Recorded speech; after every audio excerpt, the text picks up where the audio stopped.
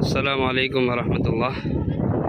ये है जामिया मोहम्मदिया मील खेड़ला मदरसे का बहुत ही ख़ूबसूरत मंज़र जो आपको दिखाया जा रहा है। बहुत ही ख़ूबसूरत मंज़र है जामिया का। ये पार्किंगें हैं जामिया की, ये बिल्डिंगें हैं। बहुत बड़ा इदारा है। अल्लाह ताला इस इदारे को क़यामत तक जारी और शारी फरमाए। बहुत बड़ा इदारा है ये। जामिया मोहम्मदिया मील खेड़ला मदरसा है। मेवात का सबसे बड़ा इदारा इमारती एतबार से जो माना जाता है वो जामिया मोहम्मदिया मील खेड़ला इदारा है। बहुत बड़ा इदारा है, देखते ही है।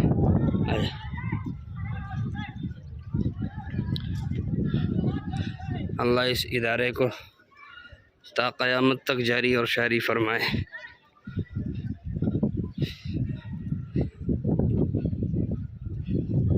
ये जामिया का फ़र्स्ट पोजीशन जो शुरू में जिसको तामीर किया गया था, शुरुआत के बाद यहाँ से पहले जो जगह है यहाँ तामीर हुआ था वो तो अलग ही है, लेकिन बहुत पुरानी बिल्डिंग जिसको कहा जाता है, ये जामिया की पुरानी मंजिल है, पुरानी बिल्डिंग है।